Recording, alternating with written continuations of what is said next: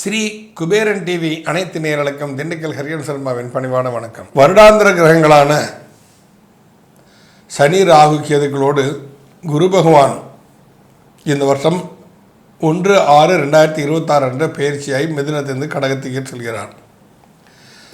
அதாவது காலபுருஷ தத்துவ ரீதியாக பார்க்கும் பொழுது காற்று ராசியிலிருந்து நீர் ராசி தான், நீர் ராசியில் அவர் உச்சம் அடைகிறார். அப்போ இந்த குரு உச்சம் பெறுவது பொதுவான விஷயங்களுக்கு நன்மையா தீமையா?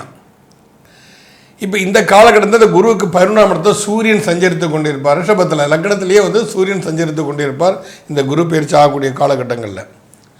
12ஆம் இடத்துல புதன் ஆட்சி பலம், சுக்கிரன் அதுக்கு நட்பு வீடு. 2ஆம் இடத்துல கேது இருக்குது, சற்று சில பாதிப்புகளை கொடுக்கும், குடும்பத்தை விட்டு பிரிக்கூட சூரியனெல்லாம் கொடுத்துரும். சூரியனும் சந்திரனும் நேருக்கு நேர் சஞ்சரித்து கொண்டிருக்கலாம், அதுவும் ரொம்ப யோகமான ஒரு விஷயந்தான். 10ஆம் இடத்துல ராகு இருக்கிறனால வெளிநாட்டு பயணங்கள் நல்லாக இருக்கும். 11ஆம் இடத்துல லக்ன யோகி ஆகிய தர்மகர்மா யோகத்துக்குடைய சனி பகவான் இங்கே நட்பு வீட்டில் உட்காந்துருக்கு, அது ஒரு நல்ல விஷயம்.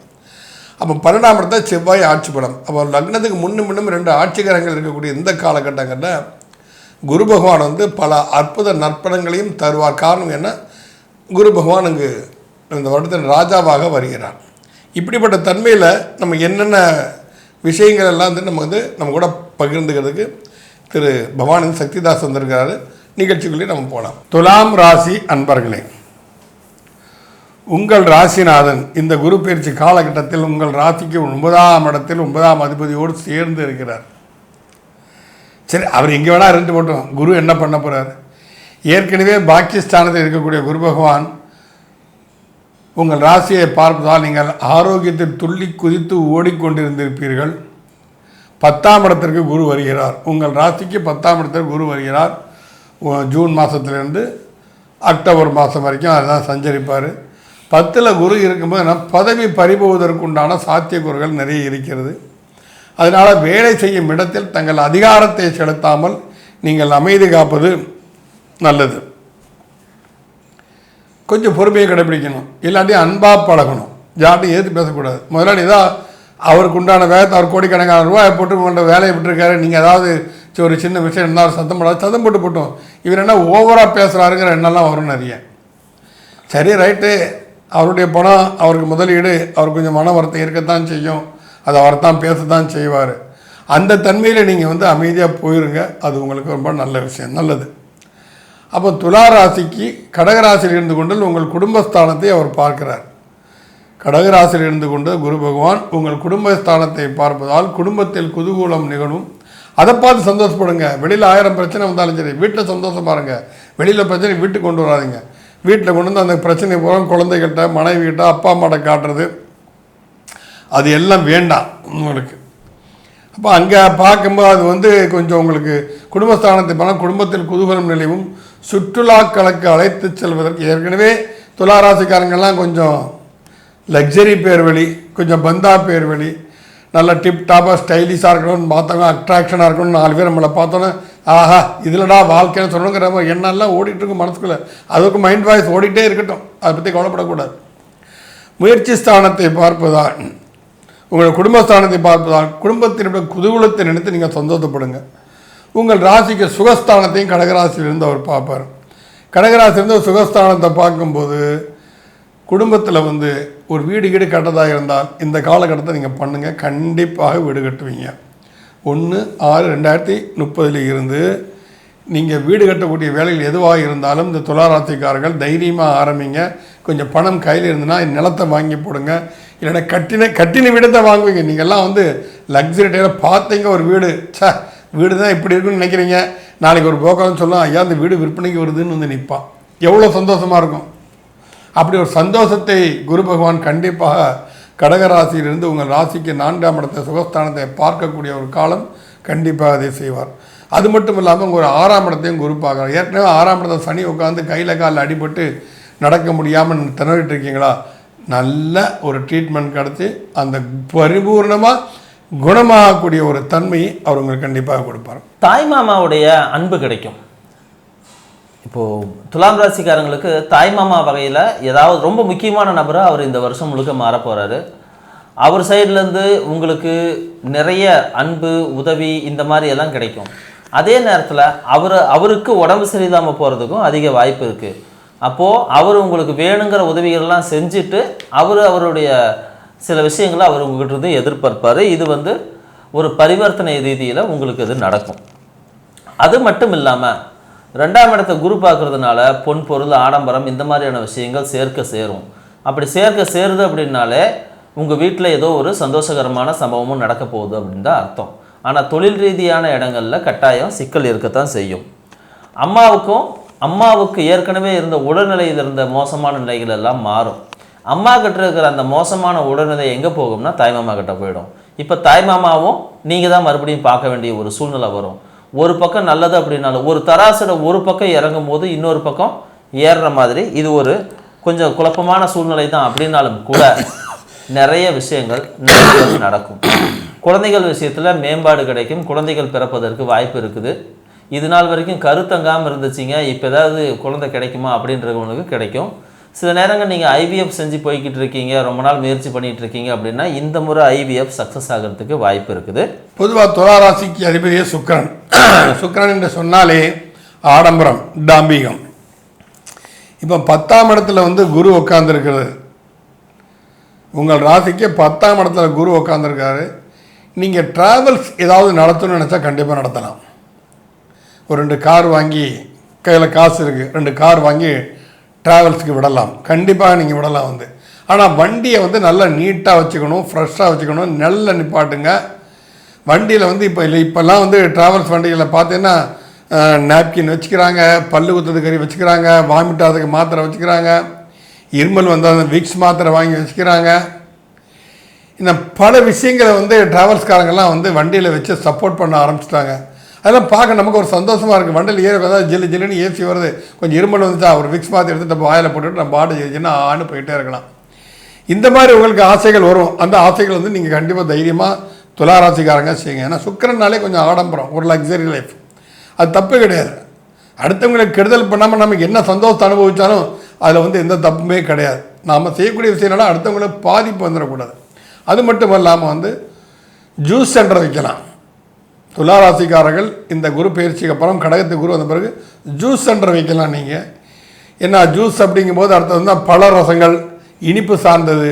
அது குருவுக்கும் பிடிக்கும், சுக்கிரனுக்கும் பிடிக்கும். குரு சுக்கிரனும் ஒருத்தர் பயங்கரம்னு சொல்கிறோம். இதில் என்ன இயற்கை இனிப்புங்கிறது குரு, செயற்கை இனிப்புங்கிறது சுக்கிரன். ஐஸ்கிரீம் வைக்கலாம். ஏன்னா வெயில் காலம் வருது, ஐஸ்கிரீம் பார்லர் வைக்கலாம். நீங்கள் different type of balls couples எல்லாம் வச்சு ஒரு அட்ராக்டிவாக சேல்ஸ் பண்ணலாம். ஜூஸ் சென்டரை வச்சு நடத்தலாம். இதெல்லாம் உங்களுக்கு ஒரு சாதகமான விஷயம் அமைப்பும். ஆனால் இதில் என்ன அப்படின்னு சொன்னால் உங்கள் ராசிக்கு 3ஆம் இடத்தை சனி பகவான் பார்ப்பதால் சில பேருக்கு தேவையற்ற மதுபானங்களின் மீது ஈடுபாடுகள்லாம் வரும். அதில் கண்ட்ரோலாக இருக்கணும். என்ன ஒரு தான் நம்மளும் அடித்து பார்ப்போமே, ஃப்ரெண்டு சொல்லலாம், ஏய் பாப்பா என்னையா இதெல்லாம் கட்டி வச்சு நீ என்ன செய்ப்பா, அனுபவிப்ப வாழ்க்கையம்மா, ஒரு ஆசை துளிர் விடும். நம்மளே ஒரு ட்ரிங்க்ஸை சாப்பிட்டு பார்த்தோமே என்ன ஆகுது அப்படின்னு சொல்லிட்டு. ஏன்னா சனி பகவான் 3ஆம் இடத்தை பார்க்குறாரு. அப்போ அது ஒரு பானம் தானே. ஆனால் அதை செய்து அதிலிருந்து ஒதுங்கி விடுங்கள். அதில் ஈடுபட்டீங்கன்னா இந்த 10ஆம் இடத்துல நான் சொன்ன குரு உட்காந்து லக்ஸரியாக இருக்குன்னு சொன்னேன் இல்லையா, அந்த லக்ஸரி லைஃப் அப்படியே லக்ஸரி கொஞ்சம் வண்டிகளை தேவையில்லாத விரைய செலவுகளை கொண்டு வரதுக்கு உண்டான சாத்தியம் கொடுத்தீங்கன்னா குருவுக்கு அது பிடிக்காது. சுக்கிரனுக்கு ரொம்ப பிடிக்கும் மதுபானங்கள், குருவுக்கு கொஞ்சம் கூட பிடிக்காது. இது போன்ற தன்மைகள்லாம் கொஞ்சம் ஏற்படுத்தி கொடுக்கும். பள்ளிக்கூடம், கவர்மெண்ட், அப்புறம் ஃபினான்ஸ் செக்டார், இது போன்ற இடங்களில் கன்சல்டிங், இது தொடர்பான ஆடிட்டிங், இந்த மாதிரியான தொழிலில் இருக்கிறவங்க எல்லாத்துக்குமே இப்போ இருக்கக்கூடிய காலம் ரொம்ப அற்புதமான காலம். துலாம் ராசியில் பிறந்து நீங்கள் இந்த ஃபீல்டில் இருந்தீங்கன்னா கண்டிப்பாக உங்களுக்கு ஒரு மிகப்பெரிய அற்புதத்தையும் மிகப்பெரிய ஒரு முன்னேற்றத்தையும் உருவாக்கி தரும். பெட்ரோலியம் பொருட்கள், அப்புறம் வானூர்தி, ஃப்ளைட்டு, இந்த மாதிரி இருக்கிறவங்களுக்கு இது கொஞ்சம் நெருக்கடியான காலம். திடீர்னு வேலை இருக்கும், திடீர்னு வேலை இருக்காது. ஒரு மாதிரி ஒரு நெருக்கடியான குழப்பமான பிரச்சனையான சூழ்நிலையே போய்கிட்டு இருக்கும். ஃபார்மாசூட்டிகல்ஸில் இருக்கிற வேலை செய்கிறவங்களுக்கு கட்டாயம் இப்போ ஒரு நெருக்கடி ஏற்பட போகுது. அதனால் துலாம் ராசியில் இருக்கிறவங்க இந்தந்த ஃபீல்டுலலாம் இருந்தீங்க அப்படின்னா கொஞ்சம் கவனமாக இருங்க. 30/10/2024 இந்த குரு பகவான் உங்களுக்கு வந்து சிம்ம ராசிக்கு வர்றாரு. அது வந்து உங்களுக்கு வந்து பாதகஸ்தானம். இன்னியா இது கொஞ்ச நேரத்துக்கு முன்னால் நீங்கள் சொல்லும்போது கடகராசி சொல்லும்போது லாபஸ்தானம்னு சொன்னீங்க, இதுக்கு மொத்தம் பாதகஸ்தானம் சொல்கிறீங்கன்னு. ஆமாம் உண்டு. ஏன்னா சரலக்கணத்துக்கு 11ஆம் இடம் பாதகம். அந்த பாதகஸ்தானத்துக்கு குரு பகவான் வர்றார். சரி, குரு பாதகஸ்தானத்தால் பாதகம் செய்வாரா? கண்டிப்பாக பாதகத்தை செய்ய மாட்டார். ஆனால் ஒரு சின்ன தண்டனை கட்டாயம் கொடுப்பார். நீ போகிற ரூட்டு தப்பு, இதை பண்ணாதே அப்படின்னு சொல்லிட்டு அதை ஒரு எச்சரிக்கையை உணர்வாக எடுத்துக்கொண்டு ஒரு நிமித்த தகுனமாக எடுத்துக்கொண்டு உங்களுடைய செயல்பாடுகளே சற்று நீங்கள் மாற்றிக்கொள்ள வேண்டும். அப்போ ஏன்னா ஏற்கனவே துலாம் ராசி வந்து தராசு, நீதி நேர்மைக்கு போர் போன ஒரு ராசி. அது அந்த நீதி நேர்மைக்கு பேர் போன ராசியால் ஒரு அதிபதியாக நீங்கள் இருப்பதால் நீதி நேர்மை தவறாமல் தர்ம நீதி தவறாமல் ஒரு வாழ்க்கையை நீங்கள் வாழ்ந்து வந்தீர்களால் 11ஆம் இடத்தில் இருக்கக்கூடிய குரு வந்து லாப குருவாகத்தான் உங்களுக்கு செயல்படுவார். அநேக லாபத்தை கொடுப்பார். அப்போ சிம்மத்துக்கு வந்து அவர் எங்கெல்லாம் பார்க்குறாரு அப்படின்னா அவங்க முயற்சி ஸ்தானத்தை பார்க்குறாரு, உங்களுடைய பூர்வ புண்ணிய ஸ்தானத்தை அவர் பார்க்குறாரு, அப்புறம் உங்களுடைய 7ஆம் இடத்தையும் அவர் பார்ப்பார். அதெல்லாம் பெரிய விஷயம். இதெல்லாம் வந்து சகோதரன் வகையில், குறிப்பாக மூத்த சகோதரன் வகையில் இல்லைன்னா சித்தப்பா வகையில் கொஞ்சம் கவனமாக இருக்கணும். மூத்த சகோதரன் திடீர்னு தேவையில்லாமல் உங்ககிட்ட ஏதாவது பிரச்சனை பண்ணார் அப்படின்னா அண்ணா வேண்டாண்ணா அப்படின்னு சொல்லிட்டு விடுங்க. இல்லை வேறு ஏதாவது பிரச்சனைக்குரிய சூழ்நிலைகள் ஏற்பட்டாலும் நீங்கள் அதை அப்படியே வந்து நைஸாக சமாளித்து கொண்டு போக பாருங்கள். அக்டோபர் மாதத்துக்கு அப்புறம் இந்த சூழ்நிலைகள் எல்லாம் தானாகவே மறைஞ்சு போகும். அதே போல தான் உங்கள் சித்தப்பா யாராவது உங்கள் அப்பா கூட ஏதாவது பிரச்சனை பண்ணுறது அந்த மாதிரி ஏதாவது போச்சு அப்படின்னா அதை நீங்கள் புரிஞ்சுக்கிங்க. ஓகே, இது நேரம் கெட்டு போனதுனால வரக்கூடிய சம்பவம், வெறும் 2 மாதம் 3 மாதத்தில் இது சரியாக போயிடும் அப்படின்னு சொல்லிட்டு ஸோ பிரச்சனையை மேற்கொண்டு வளர்த்தாமல் இருக்கிறதுக்கு முயற்சி பண்ணுங்கள். துலா ராசிக்காரர்களுக்கு 11 குரு இருந்து 27/1/2027 இருந்து மறுபடியும் அவர் கடகராசிக்கு போய் 10ஆம் இடத்துக்கு போவார். அப்போ இங்கே சிம்மராசிலிருந்து அவர் என்ன சிறிய ஒரு எச்சரிக்கை உணர்வை கொடுத்தாரோ அதில் நீங்கள் திருந்தி வாழ்ந்தால் மறுபடியும் ஒரு லக்ஸரி லைஃப் வந்து நீங்கள் கண்டிப்பாக வாழலாம். நல்ல ஒரு முன்னேற்றத்தை கொடுப்பார். கடகத்தில் இருந்து கொண்டு அவர் உங்களுக்கு ராசிக்கு 3ஆம் இடத்தை கண்டிப்பாக பார்ப்பது பூர்வ புண்ணிய ஸ்தானத்தை இல்லை, உங்களுடைய சுகஸ்தானத்தை அவர் பார்ப்பார். அப்போ வந்து சரீர சுகம் கண்டிப்பாக ஏற்படும். அங்கேருந்து அதுக்கப்புறம் வந்து உங்களுடைய 6ஆம் இடத்தை குரு பார்ப்பதால் நோய் நொடிகளிலிருந்து விடுதலை கிடைக்கும். பொதுவாக நோயில்லா வாழ்வே மிகப்பெரிய ஒரு வாழ்வு. மனுஷனுக்கு ஆரோக்கியம் ரொம்ப முக்கியம். நாங்கள்லாம் மந்திரங்கள் சொல்லும்போது ஆயுள் ஆரோக்கிய ஐஸ்வர்யானாம் அப்படின்னு சொல்லுவோம். முதல்ல உயிர் இருக்கணும், அப்புறம் அதில் தெம்பு இருக்கணும், ஆரோக்கியம் இருக்கணும். அதுக்கப்புறம் தான் அந்த ஐஸ்வர்யம், பணம், செல்வாக்கு, புகழ் எல்லாமே வந்து அது எல்லாத்தையும். அப்போ ஆரோக்கியங்கிறது ரொம்ப ரொம்ப முக்கியம். அந்த ஆரோக்கிய ஸ்தானத்தில் சனி பகவான் இருந்து ஏதாவது காலையில் அடிபட்டிருந்தால் அதெல்லாம் நிவர்த்தி பண்ணக்கூடிய ஒரு தன்மையை இந்த குரு பகவான் கண்டிப்பாக உங்களுக்கு கடகத்திலிருந்து கொடுத்துருவார். ரியல் எஸ்டேட் துறையில் இருக்கிறவங்களுக்கு இது ரொம்ப அற்புதமான காலம். நீங்கள் தாராளமாக இறங்கி வேலை செய்யலாம். மிகப்பெரிய ஒரு முன்னேற்றம் உருவாகும். இந்த காலகட்டத்தில் நிறைய பேர் வீட்டு மனை வாங்குறதுக்கான ஏற்பாடுகள் நடக்கும். புரோக்கர் தொழில் செய்கிறவங்களுக்கு மிகப்பெரிய ஒரு சப்போர்ட்டிவான காலம். அரசியல் வாழ்க்கையில் இருக்கிறவங்களுக்கும் இந்த நேரம் இன்னொரு மிகப்பெரிய வந்து ஒரு சப்போர்ட்டை உருவாக்கி தரும். திடீர்னு வந்து அதாவது நீங்கள் பேக் போனாக இருந்து செயல்படும் போது உங்களுக்கு அந்த அரசியலின் முக்கிய புள்ளி இல்லை அதிகாரத்தின் முக்கிய புள்ளி உங்களுக்கு ரொம்ப வேண்டப்பட்ட நபராகவோ இல்லை உங்களுக்கு கடமைப்பட்ட நபராகவோ மாறிவிடுவார். அதனால் இந்த அதாவது நீங்கள் பின்னாடி இருந்து செயல்படுறீங்க இல்லையா, அந்த மாஸ்டர் மைண்டாக இல்லைன்னா கிங் மேக்கராக செயல்படக்கூடிய இடங்கள் எல்லாமே உங்களுக்கு ஒரு அற்புதமான இடங்களாக இருக்கும். அதனால் விளையக்கூடிய நன்மைகளும் உங்களுக்கு ரொம்ப அபாரமானவையாக இருக்கும். பொதுவாகவே சுக்கிரன் வந்து கிழக்கு திசைக்கு அதிபதி, கிழக்கு நோக்கி இருப்பவன்.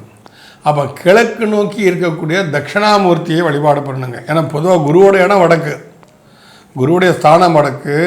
ஆனால் உங்களுக்கு வந்து சுக்கிரன் வந்து கிழக்கு திசைக்கு அதிபதியாக வருவதனால் குருவுக்கெல்லாம் குரு ஆதி குரு என்று சொல்லக்கூடிய கிழக்கு பார்த்த தட்சிணாமூர்த்தி ஆலயம் ஆலங்குடி தட்சிணாமூர்த்தி ஆலயத்துக்கு சென்று ஒரு முறை நீங்கள் வழிபட்டு வந்தீர்களானால் இதில் இருக்கிற ஏற்றத்தாழ்வுகள் கஷ்டம் வராமல் இருக்காது. அந்த கஷ்டத்தை தாங்கக்கூடிய சக்தியையும் அதை சமாளிக்கக்கூடிய திறமையும் அந்த ஆண்டவன் உங்களுக்கு கொடுத்து விடுவார். ஸ்ரீரங்கத்தில் இருக்கக்கூடிய பெருமாளை கெட்டியாக பிடிச்சிக்கிங்க, கூடவே பக்கத்தில் இருக்கிற சமயபுரம் அம்மனையும் கெட்டியாக பிடிச்சிக்கிங்க. இவங்க 2 பேருமே உங்களுடைய வாழ்க்கையில் ஏற்படக்கூடிய பெரும்பாலான பிரச்சனையை தீர்க்கறதுக்கு உதவி செய்வாங்க. நீங்கள் ஸ்ரீரங்கம் போகிற மாதிரி இருந்துச்சுன்னா ஒரு புதன்கிழமையிலையோ வெள்ளிக்கிழமையிலையோ போங்க. அப்படி இல்லை அப்படின்னா சமயபுரம் போகிறதுனாலும் வெள்ளிக்கிழமை மட்டும் போங்க. இதில் நீங்கள் போயிட்டு வரும்போது உங்கள் வாழ்க்கையில் தெரிஞ்சோ தெரியாமலோ எங்கேயோ இருக்கக்கூடிய ஒரு சில தடைகள் தாமதங்கள் விலகி உங்கள் வாழ்க்கையில் தேவையான அத்தனை நன்மைகளும் உங்களுக்கு உருவாகும். ஆக துலா ராசிக்கு கிட்டத்தட்ட இது ஒரு நல்ல ஒரு அற்புதமான ஒரு குரு பயிற்சி தான். உங்களுடைய நிலைமையை அனுசரித்து இருந்தால் ஆட்டம் போடுவது, இல்லாட்டால் ஓட்டம் காண்பது நிலை இல்லாமல் இருந்தாலும் இல்லானாலும் சமநிலையில் இருப்பேன் என்ற தத்துவத்தை நீங்கள் வாழ்ந்தீர்களே ஆனால் இந்த துலா ராசிக்கு குரு பயிற்சி அதிக நன்மையவே கொடுக்கும். ஸ்ரீ குபேரன் டிவியை பார்த்தமைக்கு நன்றிகள். மேலும் இது போன்ற தகவல்களை தெரிந்து கொள்ள ஸ்ரீ குபேரன் டிவியை சப்ஸ்கிரைப் செய்யுங்கள். மறக்காமல் பெல் ஐக்கானை கிளிக் செய்யுங்கள்.